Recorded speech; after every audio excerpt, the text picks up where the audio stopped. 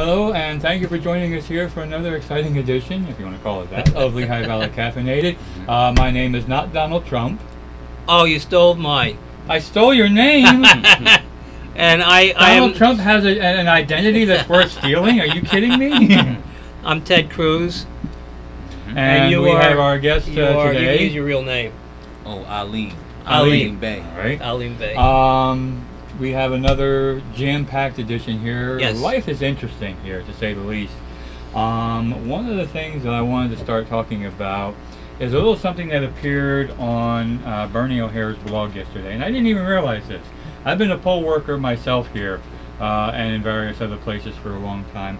I did not know until Bernie posted it that it is illegal for the police to be within 100 feet of a poll during an election. That's unless the police officer is registered in that district and he's going there to do a civic duty, or he's there to serve a warrant, right, or he's there at the request of election officials. Other than that, police are not allowed to be anywhere near a polling station because of the fear of voter intimidation. And this is in the law books here.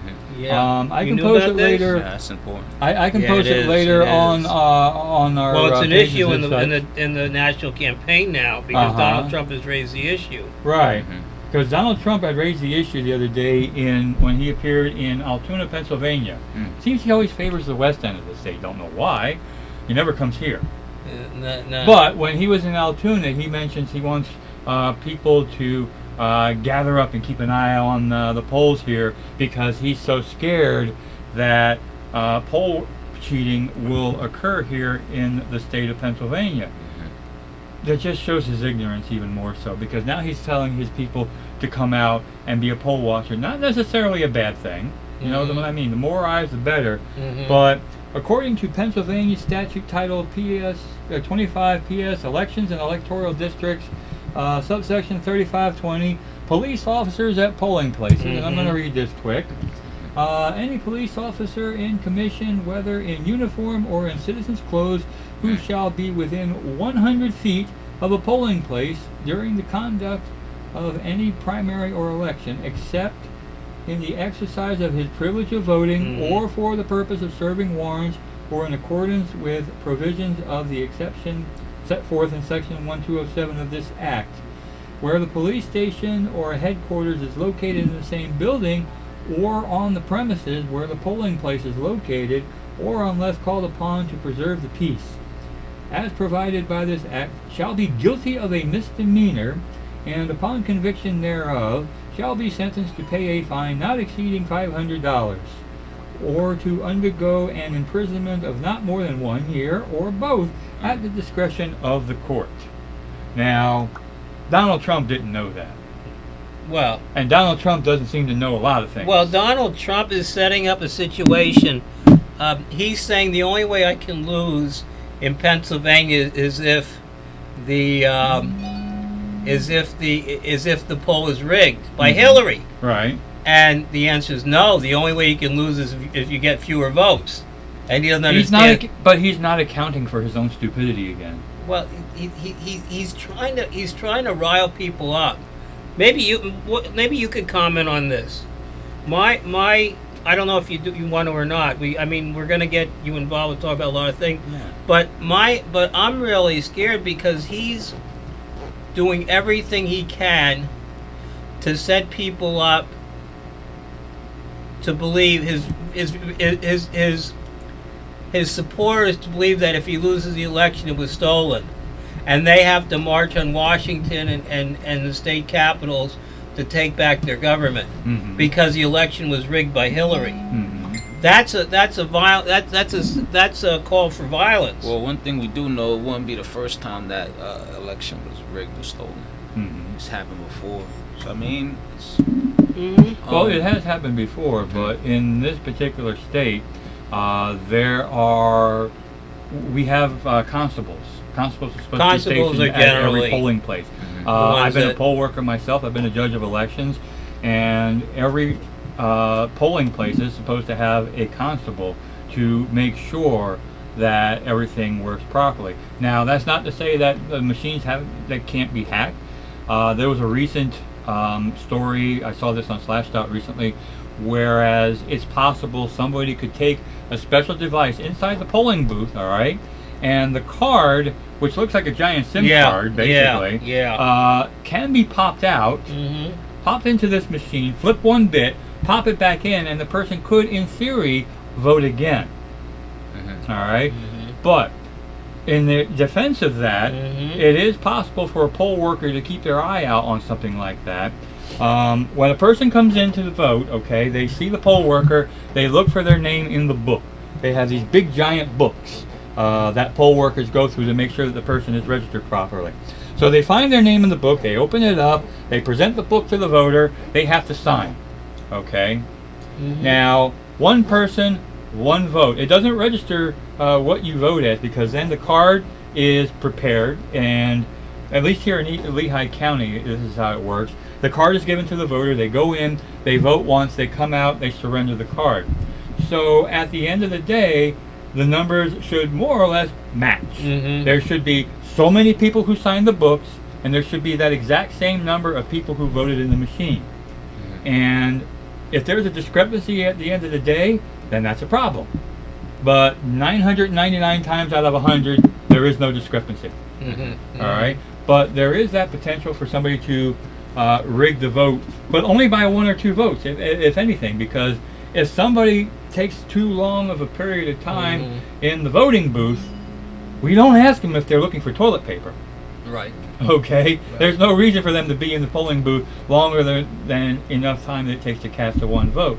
Now, another way elections could be swung, in theory, is when it goes up and above the judge of elections, when all those tapes and all the voting machines and everything goes back to the county where they're stored. All right, it is possible, in theory, for the votes to be counted wrong.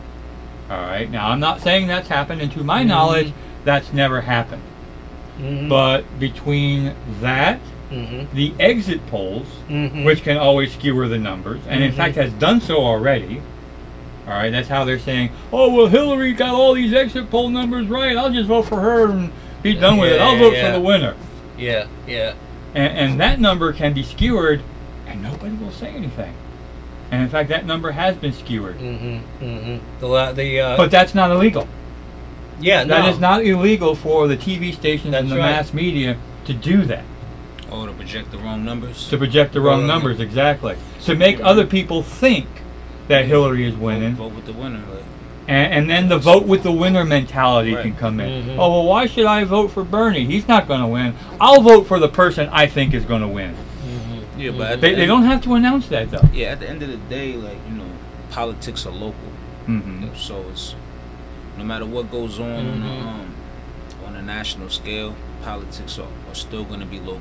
Right. You know what I'm saying? So, like, I think there are approximately 9,000 different voting districts in the United States. Yeah, I think what I was saying more or less is I think sometimes Speak a little louder. I think sometimes we focus on the wrong things. Like, you know, like focusing on what's going on with Trump and what's going on with Hillary rather than what's going on in your schools. Okay. Let's talk about like maybe like parking. The parking situation. Parking with are you talking about right here in Allentown? Right here in Allentown. With the new strata buildings that they're building? Right. It's just Allentown Parking Authority isn't even part of Allentown. Like, it's just a corporation named Allentown Parking Authority. That's right. I mean, there's so many other things that could be spoken about on a local level. Okay. Like schools. After school programs for kids. I think Allentown is doing a great job with creating a culture here, especially like down on 6th and Linden, like down by the Baum School of Art. You know, you mean the art? You mean the art arts? district? Like, you know, they're creating right a culture. Culture, yes. You know, for young people to be more creative and expand their minds. Like, a lot of good things go on here in Allentown. I just think that we kind of blow up or amplify a lot of the the things that are sensationalized, like, you know, like Trump. And Trump really has nothing to do with Allentown, Pennsylvania. Really. Like, what about the mayor? Like, and how he's under investigation. Yes. Like, you know, what about things like that? Like, you know, people want to know more. People need to know that there's someone there that really cares about them and kind of cares on to get the truth of the matter. Like, that's why I came here. Okay. Like, you know, Christian hit me up. Like, you Yeah, know, he's yeah, like, yeah. Yo, Christian Anderson, one of our mutual friends. Yeah, I talked to Christian. I like Christian. He's a good guy. He Yeah, is. he is. He is. You Too know, good. Yeah, and you know, we talk about music, but then, like, you know, I have you know, have younger kids. I have children. Like, you know what I mean? I have younger cousins. I have cousins with babies, with young children. So I felt the hip hop community kind of gets a bad rap, you know, especially in Allentown, because again, the politics are local. Even in San Diego, again, politics are local. So, but you know, it's usually us. Do you live in San Diego or are you in Allentown? Is your Facebook? I move back and forth. Okay, got it. I didn't mean to interrupt you. I saw that on your Facebook page. Yeah. I go back and forth all the time. Cool. So, yeah, like What's Today? That's the name of our website, and we're like, I like to read you. Oh, sure. Let me just show them. This is pennies too, and I agree 100%. You know that I'm sure Christian told you, we're devoted to the local issues here. Right. They have a corrupt mayor and corrupt city council, actually, and this is pennies too. This is we've been given a free gift. This is Easy Penny Bags. Right. Easy Penny Bags. And this is the rap music he's done. And where can they get this? How can they get their own copies? You can go to www.watstoday.com. Like, What's you know, today? Yeah, what's today? Wow. You know, what's today? Like, it's a call to action. See, like, it's a good. News. Okay. Yeah. Let me post that. Okay. Good, but yeah, continue. Yeah. No, continue. No, like, that's why I wanted to come here, like, and speak to you guys, because when they had, like, the Black Lives Matter gathering, when the 2 police officers got shot down in Texas, and they had a little meeting down at City Hall.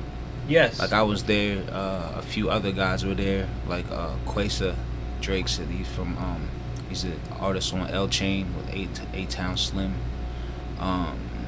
Phase 1 and Rick Cheney. It's a real good guy, real good group of guys, and they definitely stand up for the community. So he was there, and he had a huge voice.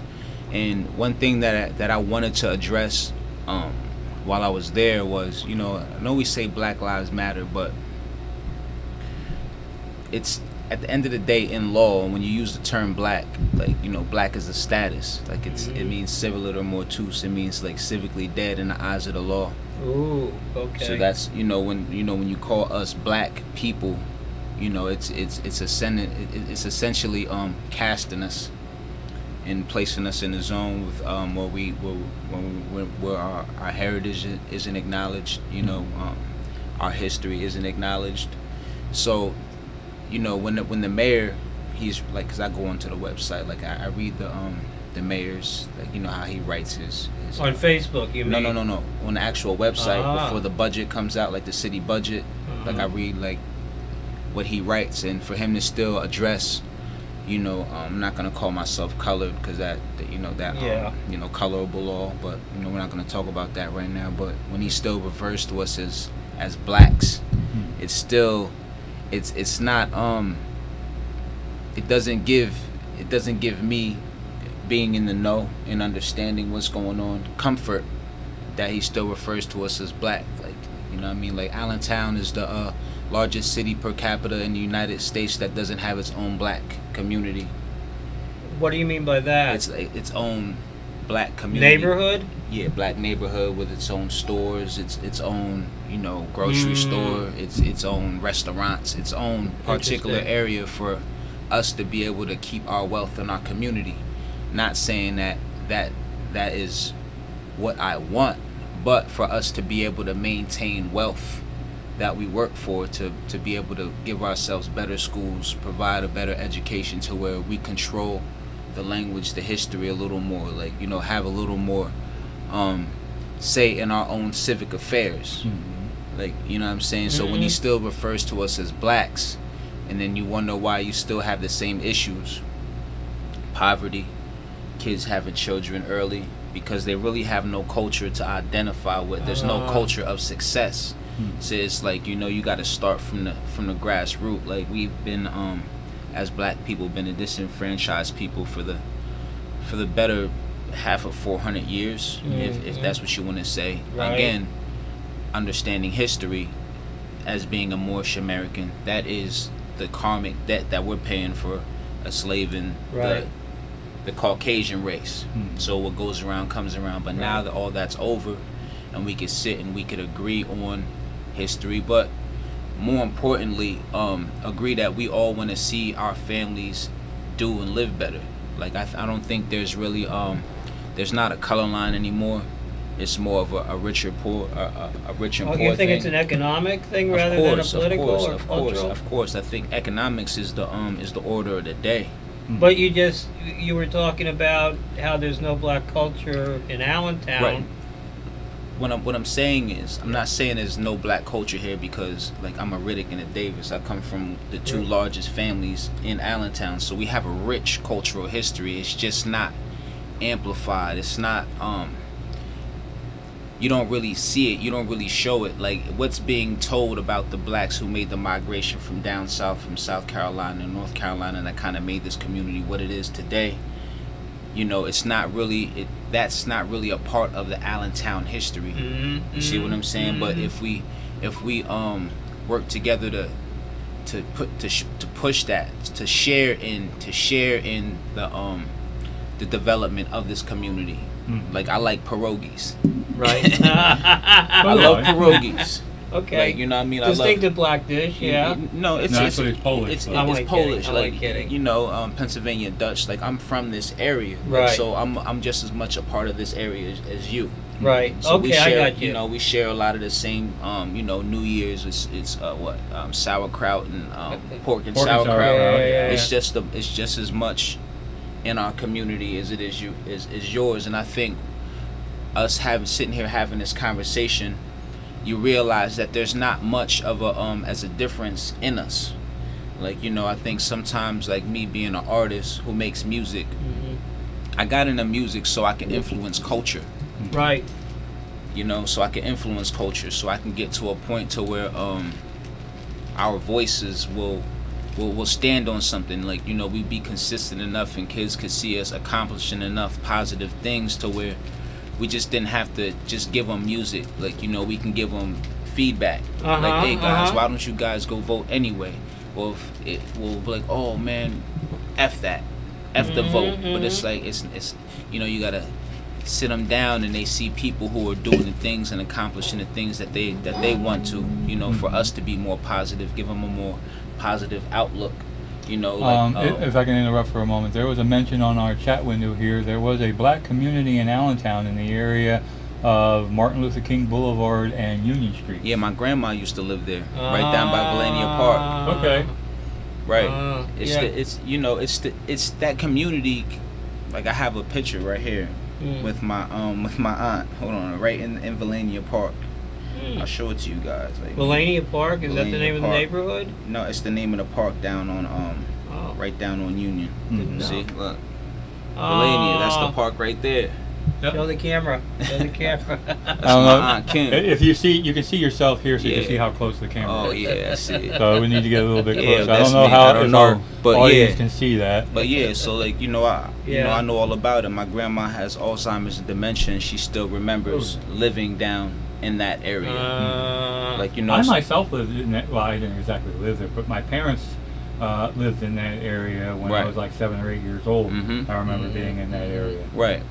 Interesting. Yeah, my grandfather was a farmer. 1972, something like that. Yeah, there was a lot of whites who lived in the quote unquote whites that lived in the terrace, and lived over in the acres. Sure. Like, you know, that's why it's more or less like economics. But I think the education. Let me ask you something, just to interrupt you for a second, All right. because what you're saying is very interesting, and I agree with a lot of what you're saying.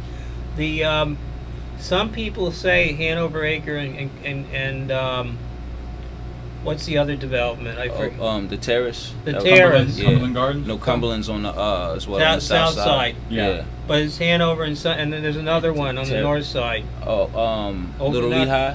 No, it's called Overlook now. They changed the name of it. Okay, all right. We built it. Some people say that was not a good idea because it segregated blacks into one neighborhood. I mean, I'm just asking. But I mean, well, if we're gonna talk about it, if we're gonna talk about it, my Uncle Chuck just came up from my family reunion. Like my family, you know, my family still owns the home on 12th Street for over 40 years now. Like my grandfather was a hard-working man. They farmed. My grandmother picked cotton. Wow. But in the South. In the South, in South Carolina. Ah, and then they moved up. And then they moved up. They made a migration. So when my uncle came up, because we understand like the war on drugs and how like crack affected the black community. You know, before that time, most families were large. Black families were large. There wasn't a huge incarceration rate. But you know, as blacks started to kind of grow, my uncle told me that they needed to put something out there to get the money back, to get the money out of the community. So they put drugs in our community. Oh. So that was a way to get the wealth back from the people instead of them building up their own communities to be on their own and self-sufficient. Was this during the 60s, during the Vietnam War? Was this later? Do you know when this was? Oh, that's the crack era is the 80s. The 80s. Yeah, because I was born 1980, so I had Jimmy Carter for the better few days. And you never really knew him. You know, and then I had, you know, Ronald Reagan for 8. And then I had Bush Sr. for 4. And then I had Clinton for 8. Then I had George Bush Jr. for 8. Yeah. And then Obama for 8. But you know, it's interesting. The both Carter and Reagan's economic advisor was the same person. That was Paul Volcker. So okay, so you know that. I mean, right. They essentially destroyed the manufacturing. You're talking about local, but nationally they just destroyed manufacturing because they forced it overseas.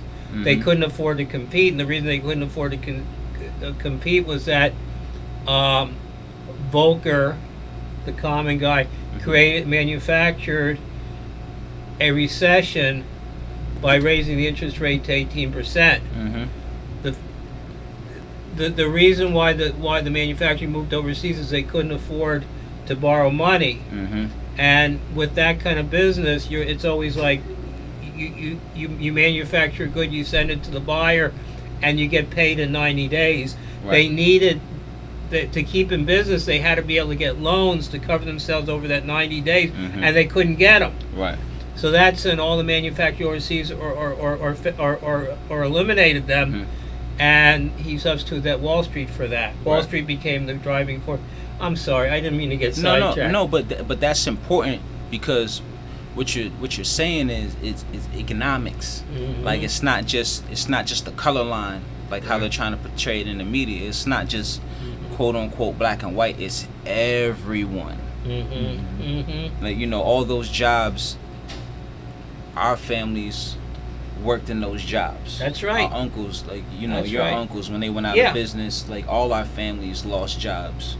So it affected our community. Absolutely. You know, we all watched the Nut Hut go away from downtown Allentown. We all watched it go from something that was so vibrant to nothing. That affected all of us. Like you know, not just blacks, not just whites. Like you know, so that's why I say what I say. Like you know, Black lives matter. Like all lives matter. Right. Poor people matter. Like you know, rich people matter. You feel what I'm saying? Like everybody's important, and it's like you know, once we all start sitting down and stop being so angry. Like you know, I'm a young man. My grandma picked cotton. Okay, a lot of my uncles still in jail just for crack. Like, you know, the laws that Clinton brought in, the mandatory maximums, mandatory minimums. Yeah, you know, like it, you know, affected. Which he's been challenged on several times. Right, indeed, but nonetheless, it still had a huge effect on families. When I was a public defender in the 90s, Right. most of the people I represented were drug people, and the mandatory minimums were just unreal. I mean, they you took a normal sentence and it went all the way up to here, you know. Instead of a couple months in prison, it would be a year, 2 years mandatory minimum. Yeah. And that's that's peonage. Yeah. You know, that's the original 13th Amendment, 14th Amendment. Tell the people what peonage is, because I don't think a lot of people know. Peonage is basically legal slavery. Legal slavery. You know, basically like when they freed the slaves, you know, you still had the Christian black codes in place, but peonage was basically if you get convicted, then you can go to jail. Then that's sanctioned slavery. That's right. Oh yeah, and when you first of all, the black population at that time had no money. Right. If you wanted to say, if you were living in one town, you need to get to another town 10 miles away, 20 miles away to see your mother, say, you'd have to illegally hop a train because there was no other way. You couldn't afford it. Right. As soon as you got to the new community, they would say, you're a vagrant. You're wandering around the streets. Your home isn't here. Wow. Well, no, this is what you're talking about. Right. And so, and they did it to all the blacks. Right. Which maybe blacks is the wrong word. I'm not up. But it's in context. So they would say you're a vagrant, and they'd throw you in jail. Then they'd say, well, we're either going to throw you in jail for 10 years, or you can work for this guy for like 3 months. Right. And he'll pay you. He'll pay you a salary, but he's also going to feed you, and house you and clothe you. So he's going to take that money out of your salary. Right. But you'll make money. Right. So he'd say. So he says, if you want to do that, you can. So the blacks would say, yeah, sure, that sounds better than going to jail for 10 years. And that was the peonage system. They would work for this guy, and all at once they'd find out that they weren't getting a penny for working. Right. They had 10 people. They would have 10 people shoved into a little cabin, a tiny cabin, to sleep. At night, they would chain them together. Right? You know this stuff. They would chain them together so none of them could leave. Wow. And they never pay them. And then eventually, after 3 months, they'd say, well, I served my sentence, I can go now, and you can pay my wages. First of all, we don't owe you any wages. Second of all, you owe us money for the food and clothes. Yeah, so they'd end up staying like 5 years for this guy. Right. And that was essentially slavery. Right. Actually, Theodore Roosevelt tried to eliminate that. I give him a lot of credit. I do personally. He tried to pass legislation to give blacks equal rights. Right. And he also tried to prosecute the peonage, the real violence. Andrew Carnegie in Pennsylvania was one of the great. He owned plantations in the South where they had peonage workers working on the plantations. Wow. So it was all in the North too. It was all corrupt. Yeah. But these people, they'd end up working 5 years for a guy for nothing, just because they try to visit their mother 10 miles away. And that law wasn't thrown out till like 1957 by the Supreme Court. Anyhow, I'm sorry to take. No, that's cool, because that brings see, that's, you know, law and history go together.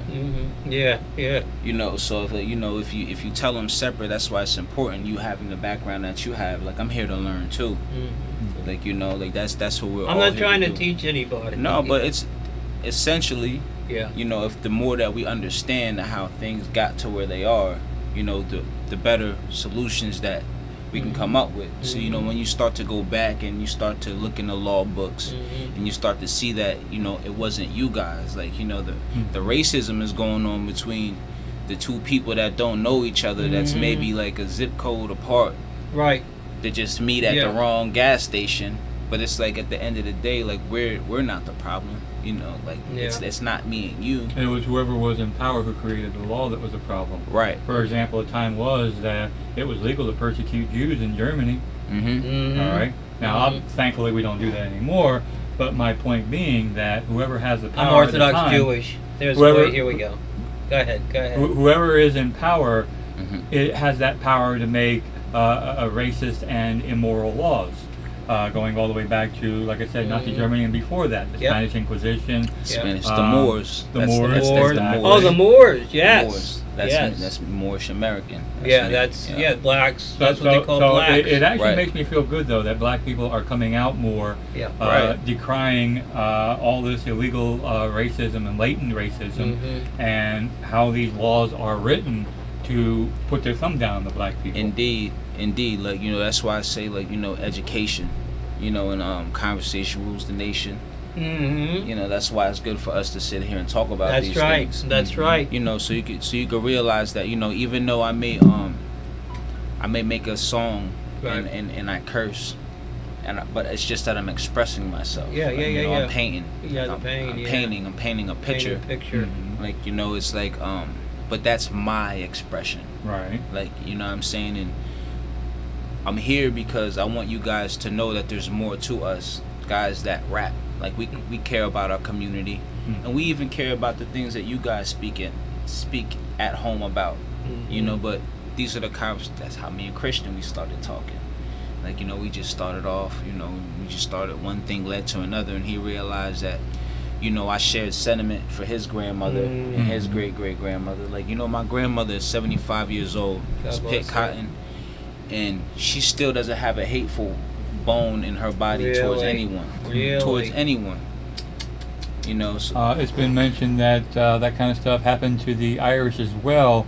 The Molly Maguires of Jim Thorpe, for example. Well, that's true, but I'm always nervous when I hear people comparing the black experience to But anyhow, go ahead. But you know, because people say Irish were slaves too. I mean, I've heard this. Irish were slaves too. They were discriminated. Go ahead. Right. Go ahead. Like my nana's name is Pearl Virginia Riddick.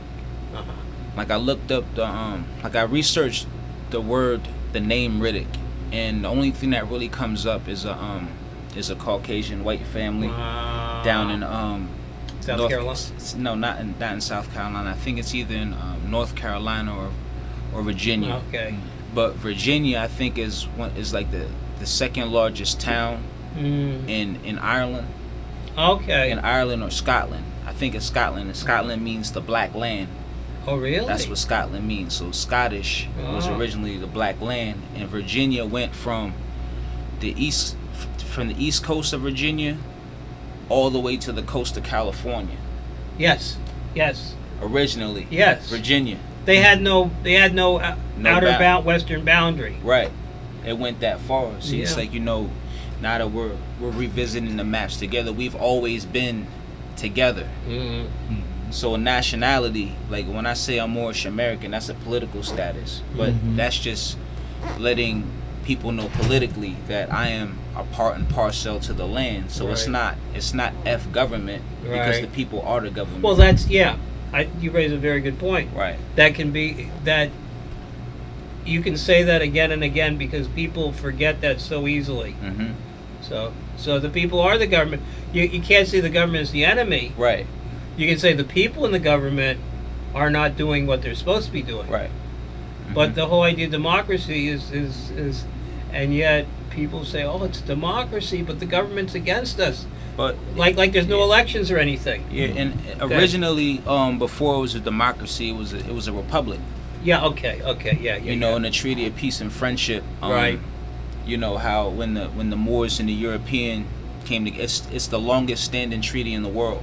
The Treaty of Peace and Friendship between the Moors and the Europeans. Can you tell us a little about that? Because I'm not aware of it. It was basically a treaty to end years and years of war between the Moors and the European. Interesting.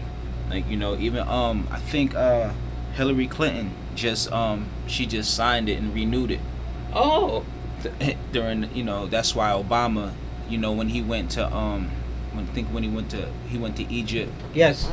You know, and he said that the United States was established on Muslim law and not Christian law. It was established on Muslim law, like Thomas Jefferson. This is what President Obama said? Obama said when he went to Egypt. He's basically letting the world know. He even signed the Declaration of Rights of Indigenous People.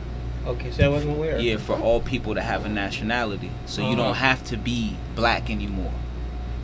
You don't have to maintain the status of black. Mm-hmm. Like, you know, you could like, it's cool for you to be Irish, it's cool for you to be Scottish. Mm-hmm. It's cool to be whatever nationality you are, but it's like, you know, when you ask our kids, you ask them, what's your nationality? Mm-hmm. They're going to say, oh, black. Like, why don't they have an identity, Mm-hmm. something that they can identify with? And I think if our children had more education and actually knew of the amazing things that our people have accomplished, and again, together, like through all these years, we've been accomplishing things together, like when Moors brought the Renaissance to Europe and brought Europe out of the Dark Ages. Mm-hmm. When they came, they didn't came to conquer. They came and they gave street lights. They come and they gave running water. You see, they brought universities. They Which brought at the learning. time during the Dark Ages, most of Europe didn't have that. It was they a had 90 Black Death, for example. Yeah, right. It was a 99% illiteracy rate. But the Moors. Well, oh wow. See, I'm trying to put this together. What you're saying, Mm-hmm. and I am remembering, well, algebra and the sciences were largely Arabic. Right. The more, see, that's an interesting thing because I learn something new every day. The textbooks that I grew up with in the 50s never mentioned the Moors in connection with any kind of enlightenment or anything. It was always John Locke and Hume and the British philosophers. Reconstruction. Yes. That's the Reconstruction period, when they reconstructed history. But there is something with the Moors. Tell me more about that. What? You know, like the sun never sets on the Moorish Empire. Are you talking about a caliphate? No, like if you look back, like if you look up the word black, you know, black is black, bleach, colorless. So like I wouldn't be the black person. Oh, black is the absence of color. Right. So how could I be a black person? Right. You know, so it's just roles got switched somewhere along the line. It's just that we don't really know how to read. Like black is an adjective. It's not a noun. So how could I be associated with something like I'm not the color of your chair? Right. You know, that doesn't describe. But am I white? I mean, I'm not white either. No, but see, like white is a status. Okay. You know, white is a status. Like it's not. It doesn't have anything to do with your skin tone. It has everything to do with your status. White is like the default.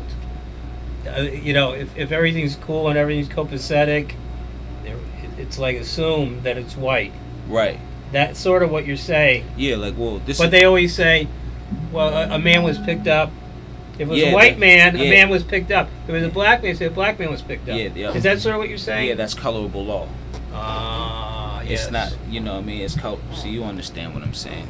But like, I say this to say this. You got black and more. Black and more goes back to the 1500s. Right. You know, black being the adjective, more being the noun. Okay. You know, so when I say I'm Moorish American, it's me just putting out a constant reminder of who we are. Like I think the most revolutionary thing that you could do is know yourself and be yourself. I don't mean to interrupt you, but this Moorish business, I'm trying to put it together.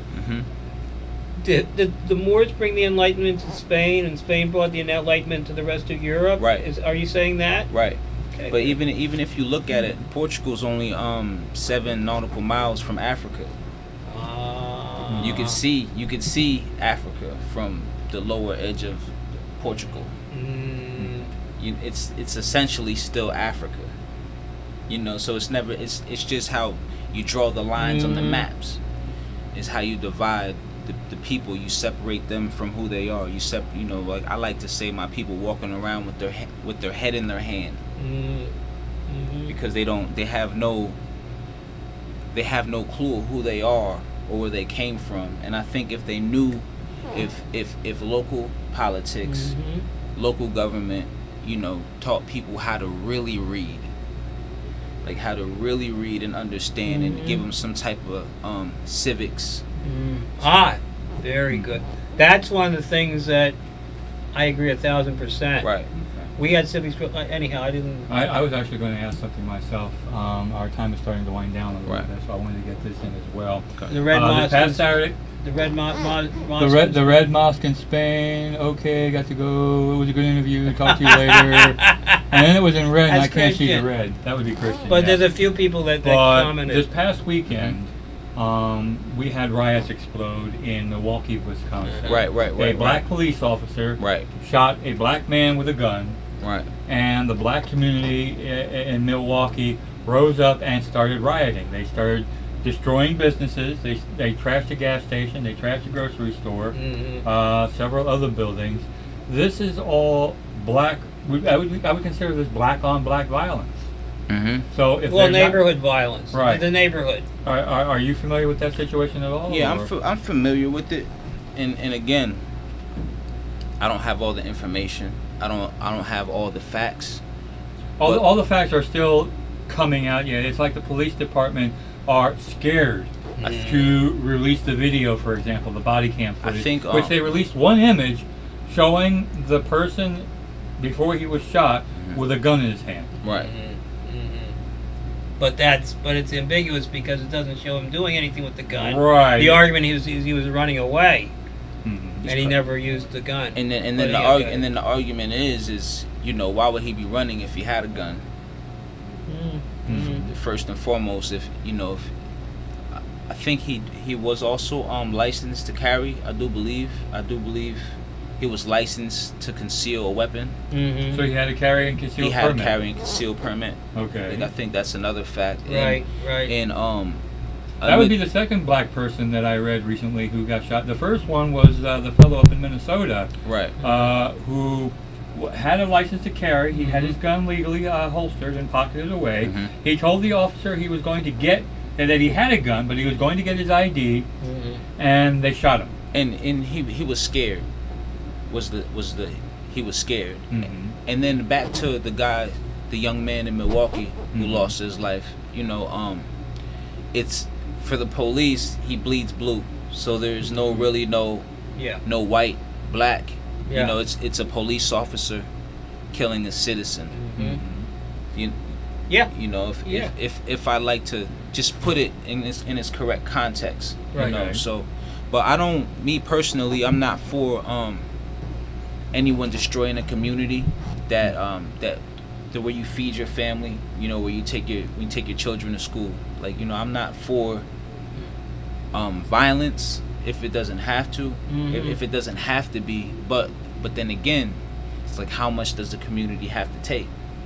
So, you know, when the community starts making choices as government, and they have the right to protect themselves from all enemies, foreign and domestic. Right. So if the police force is becoming, you know, and still no one has the Allentown police departments, they're not actually a part of the city. Like Allentown per se. I could become a stakeholder in Allentown. Like, I could buy stock in Allentown, in the municipality of Allentown. Like, I could buy stock. So the police are here to protect the stakeholders' investment. When it's all said and done, it's not just about the people in it. Like, you know, it's about private mercenaries, although necessary. You know, I'm not saying that the police aren't necessary and that they're evil, because not all police officers understand the agenda from a higher end. A lot of them are just trying to, again, do their civic duty. You know, yeah, but it's rough. I've read that first of all, they don't, when they do background checks on policemen, they don't check to see if they belong to any racist organization. Right. And number two, I've also read that policemen generally, when they first start out, they're assigned to like the most violent black neighborhoods, so they get to hate where the violence is taken. But anyhow, I throw that out. You know what? That's what the Philadelphia commissioner, the old Philadelphia Commissioner Ramsey, just said. You know, I was watching something on Mumia. Jamal. Mumia, yes. Jamal. Mumia Abu Jamal. Abu Jamal, yes. Right. He's the fellow who's incarcerated for supposedly allegedly killing a police officer in Philadelphia. I know who he is. So the first people to get beaten up on national television was in Philadelphia. You know. Rizzo. Under Rizzo. Rizzo was crooked. But he was a crook, but he got the dogs. He sent the dogs after the blacks who were rioting. I think looting. I think it was John Africa had his own community. You know, see, this is all this is all the history. Moves. It's all the. I think. See, again, that's education. You know, if we sit down and you give police officers this education so they can understand why they're hated before they even come into the community. You know, they don't know. They just come in and they just feel that just someone just hates them, but it's the history of the police activity that just by default, makes people want to hate them. But I think wasn't Tony Phillips, wasn't he a police officer? Yeah, he was. See, he was one of the people when I was younger, growing up. When I seen him, I didn't hate the police. I felt safe seeing a brother as a police officer in the community. Now it's rare you see any. Yeah, that's right. Because we go to the meetings. First of all, they say, "Oh, we can't get Allentown residents to apply." And we're trying, and then they say, "Oh, we're trying very hard to get minorities. We've been trying for the last 4 years. We just haven't been able to find any." Yeah, that's education. That's the education. Like when you teach history from a true perspective, embracing its flaws. Like that's why in Texas they're trying to eradicate slavery from the history books. You can't learn true history. You can't learn the true jewels. Like it's okay. Things happen. Families fight, and that's how I like to compare like the black and white comparison, like as families. As soon as we stop treating each other like family, that's where the disconnect was, and vice versa, because that's where the word slave comes from, Slavics.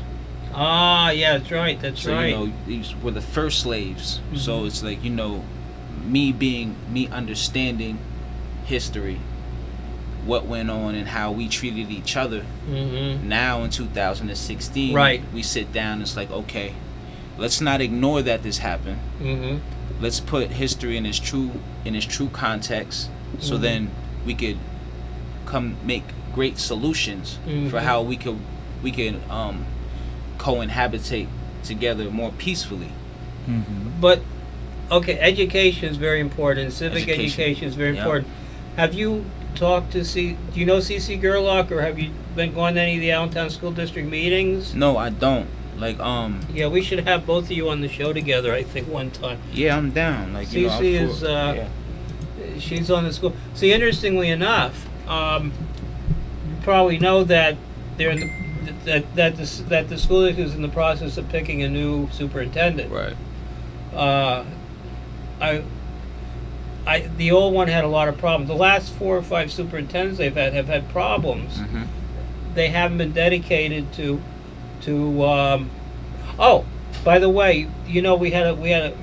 You're aware that you were here when we had the black police chief, Fitzgerald. I don't know if I was. Fitzgerald, I think his name was. He was black. He was a police chief here in Allentown for roughly a year. He was very hated because he wasn't from the area, and because he wasn't white. So he was also the fellow, his son got involved and followed by Lehigh County vice detectives one day who thought he was a drug dealer. Yeah, you know about that. Came out. I remember seeing that in the news. I remember seeing it. No, but I'm listening to you guys. But then that's one thing, and the police officers hated this guy. Mhm. They were so anti this black chief is unbelievable. Mhm. From the commissioner on down, Mhm. the ex-commissioner on down to the detectives and everything else, but the school district, they've had a bunch of, I think they had one black superintendent maybe 6 or 7 years ago for a very brief period, Mhm. but they've had a bunch of white people who have no conception of this idea of civics. They've eliminated it from the curriculum. Right. So there's a lot that could be done. Actually, something that is being done, it just came out in the news yesterday. A fellow by the name of David Jones had announced his intentions He's on. black. He's black. Mayor. Is intending on He's running a for Moorish. mayor He's in here That's in family. Allentown. Yeah, right. That's family. That's family. That's Now family. he's also a politician. He's been a Lehigh County commissioner now for several years. Yes. Right. And in fact, if you look on our YouTube channel, I think I still have the video of the day when Mayor Pulowski and Michael Donovan had their debate some years ago, and a pre-card, so to speak, before that was David Jones and some other fellow were having a debate on running for Lehigh County Commission, which he won that race. He did. He's been there for 8 years, I think. Yeah, he's been there for about 8 years, I believe. Yeah. But now he's running for Allentown mayor. Mhm. And he has First some black interesting- person running for the job, I believe. Right. He's a minister. He used to be a minister at Ed Pulowski's church. Mhm. Then, and I don't know what. At one point, he moved. He's a minister in a big congregation, a huge congregation in Bethlehem now. And I don't know when he moved. He's been one of Pulowski's most consistent critics. Right. Which we have to interview all the candidates. We don't know our group. It's our intention know to we're gonna bring David support, Jones here ourselves for an interview at some point He's in interesting. the near future. We haven't reached out to him yet. No, we haven't reached out to anybody yet. Yeah. We have Sam Bennett, who's announced, and him, and there's like 3 or 4 other people that are supposedly about to announce. But I don't know if anybody has been as critical of it. Any of the candidates that they've mentioned so far has been as critical of Ed Pulowski over the years as David Jones. Right. Because of corruption. Yeah, and I think in politics, one thing at this point in time, being 2016, I think the one statistic that's probably pops out to me the most is 50% of the world's population is under 30 years old. Mm-hmm. Okay. You know, we're out of the mainstream. so it's a different world. Yeah. It's a different world now, and Yeah. it's like it's the job. Even me, I'm 35 years old now. Like, I'm not in that. Yeah. I'm with you guys. Yeah. If Abby Hoffman up there were with you alive, guys. he wouldn't trust any of us. That's right. So I think it's important, like, for even me myself sitting here with you guys, like, see, I'm learning. Like, I'm willing to open up my mind. I'm willing to open up my heart to learn and understand, so that you guys can understand that I have a similar vision. It may not be the same, but I have a similar vision.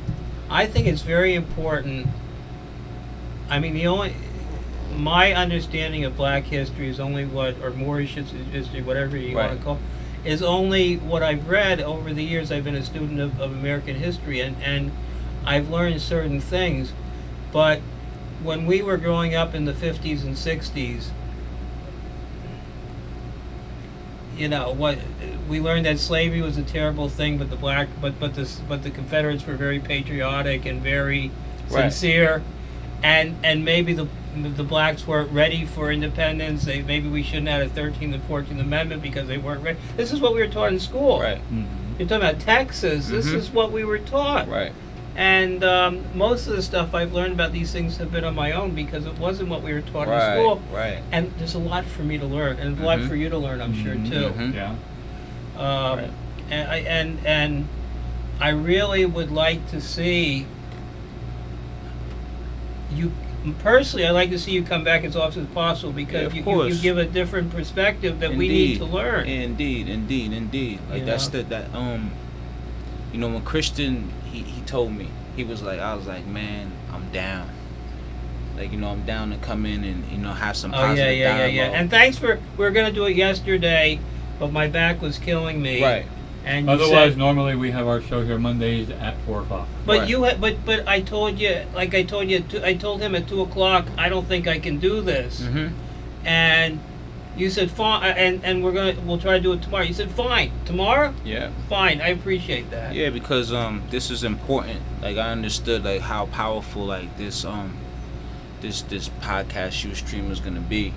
You know, I think it's something that people should see us being able to come together and talk about Yep. issues without them becoming volatile. And that's why I brought up the Black Lives Matter. Yeah.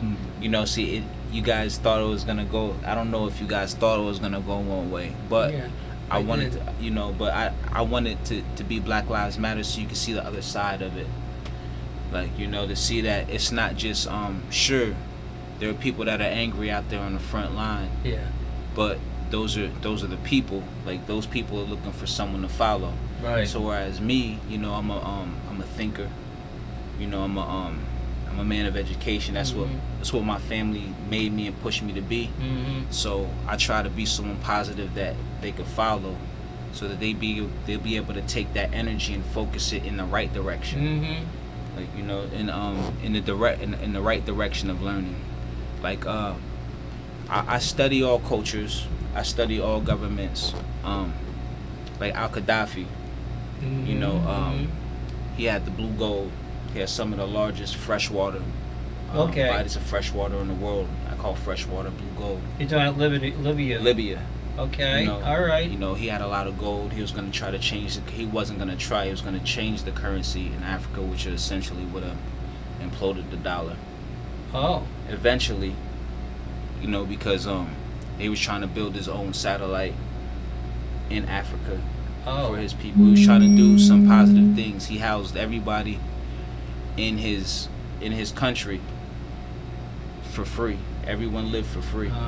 He nationalized the oil and everybody got paid. So it's like, you know, as soon as we start talking nationalizing, we all share That's right. in the wealth. That's right. You know, Although some would say that's socialistic. but at the end of the day, you know, but it still doesn't mean that it wouldn't work. Right. You You understand? Sure. It's just, you know, this is not the 80s. Like, you know, my dad fought in the Cold War. You know, this is a time of education. You know, open forum for people to speak and be able to put the best ideas on the table to create the best solutions for the people. That's right. After all, this is America. This is the land of opportunity.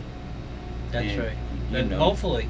yeah, and it should always feel like that. But I say all that to say this. You know, he wrote a good book. It's called The Green Book, and basically he talks about how even though it's a 51% rule, you know, 51% of the people get the vote. Yeah. Right. But there's still another 49% of the people who's not spoken for. Yeah. We got a question from our internet audience. What do you think about Michael Randolph? I don't know. Oh, I know that Now, name. Michael Randolph, isn't he the fellow who was shot in Ferguson, Missouri? Oh yeah, I know that name. Alright. I know that name. He's the fellow who got shot, and the white cop who shot him, not only did he not get charged, but he got paid $1 million. But see, that goes back to what I'm saying, civil or more too. So it goes back to the Dred Scott case where where, you know, whites have no laws that blacks have no rights As that citizens, whites no status. right. See, that's what I'm saying. They're chattel. They're owned by somebody else. Right. That's essentially what it is. So why would they convict him for slaying him? He's chattel. He's essentially slavery anyway. He's Exactly. stateless. He's a stateless person. He doesn't have a nationality, and that's what I was talking about, civil or mortus.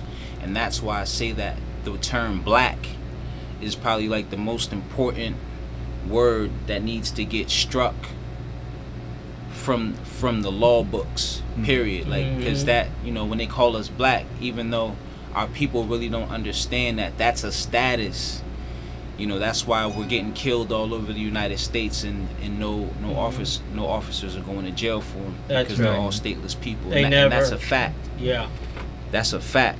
So it's like, instead of no, I was in error. The Michael Randolph is actually the fellow who was shot at the Republican Club in Allentown. Ohead. Yeah. Ohead. Yeah. Ohead. Yeah. Ohead. Yeah. I feel like Ohead that's rapper the guy from by the Allentown. bouncer. Yeah. Ohead. By the bouncer, and Right. the jury came back with the decision that he was guilty of manslaughter or something. Right. Because because the guy was walking out. The rapper, whoever it was. Right. Ohead. Ohead. Yeah. I don't remember the name. And the judge. Yeah, the judge reversed. The judge reversed the decision. Mm-hmm. And then was it appealed or something? It was appealed, and the Supreme Court of Pennsylvania said no, he's got to be retried. The judge, and this is Steinberg. I know that he used to be a DA, and he knew the guy personally, and that was the whole thing. He had personal connection. Yeah. So then they told him to hold a new hearing because you didn't decide the right thing. And he basically said, he held the hearing. He says, I still think he was justified in doing what he did. Right. Because he knew it was connected. He knew that Republican club. He knew. Anyhow, I'm sorry. Go ahead. No, but that's important. In fact, Ohead was Yeah. Ohead was definitely coming up. Yo, bless his daughter too and his family. Shout out Bucks. You know, that was his man. Like, you know what I mean. Well, again, that all goes back to being black, like, you know, and the whole stateless person. Yeah, yeah, exactly. That's important. That's important to know. Like, there's no justice for a stateless person, and that's why Obama, even just for him signing the Declaration of Indigenous People, probably made him. He freed the slaves. He freed the slaves by giving them the right to claim their nationality. It's like, know yourself, be yourself, and honor your mothers and fathers. You know that. But since we're not doing that collectively as a people, that's why we keep getting killed in the streets and nothing's happening. So we can march all day, but until the civic issue is addressed and people understand who they are and how and where they fit in the human family on earth with nationality and birthright, until that point in time we could burn down 1 billion buildings, but it'll be a lot easier to pick up a book, right, or help educate these people and let them know who they are and where they stand, so then that way this wouldn't happen. Yeah. And we can start in Allentown. I don't know about, what is San Jose is? What is San Diego. San Diego. Right. I don't know too much about that, but we can certainly start in Allentown. The police department and the education department and the the school board. Right. And maybe you'd like to come with us to a school board meeting. We taped the meeting, but we haven't been to the school board. I think the next meeting, in fact, will be tomorrow night. for the school board or for this council, city council. City council meetings are tomorrow night at City Hall. They begin at 5:30 p.m. But the school board is really trying to set up a culture, pick a superintendent and set up a culture, because there are several minorities on the school board. Right. They're really trying to make an effort to get away from this other guy who was connected to the Republican governor and had no. You know, I mean, he was, you know. Students revolted against this guy last year. Yeah, well, that's the other thing. You know about the Michael Frasinetto and Yeah. So anyhow, that's Keith's right. uncle. Well, that's going to be enough then for this week. We've just about covered everything here. Please join us next Monday at 4 p.m. We'll have another edition of Lehigh Valley Caffeinated. You're welcome to join us at that time. And keep an eye on our YouTube channel. Tomorrow night, we'll be live streaming the meetings directly from City Hall. And what we should remind you of is that we had a tradition since, what was it, 2012? 2013, we did the show almost every Monday It's late afternoon. Yes, Yeah, thank here you. we go. Let's see if we can get this up close enough for the camera. You see the sun behind my head. Yeah. Okay. It signifies enlightenment. That's right. Okay. You know, very good. so that's Cool. definitely what we're trying to. And prove. what's the website again? whatstoday.com. WATStoday.com. Yeah, excellent stuff. We're going to play that, and we're going to talk about it when we come back next. We had been doing the show for about 3 or 4 years religiously every Monday late afternoon. Right. And then because I was having terrible back problems for a long time, we stopped doing it. But hopefully we'll continue Monday, and we're going to build a following. Right. These are all important issues, and especially locally, which is the main focus of our show. Right. A lot of stuff to talk about. So All right. I'm glad you came. Yeah, thank you very much, guys. Thank you for showing up. Thank yeah, you. no worries, anytime. My name is Lou Shoup. Bob Trotner. Pennies. Thank you, Pennies. thank you Pennies for for joining us, change. and have a good day. Take care.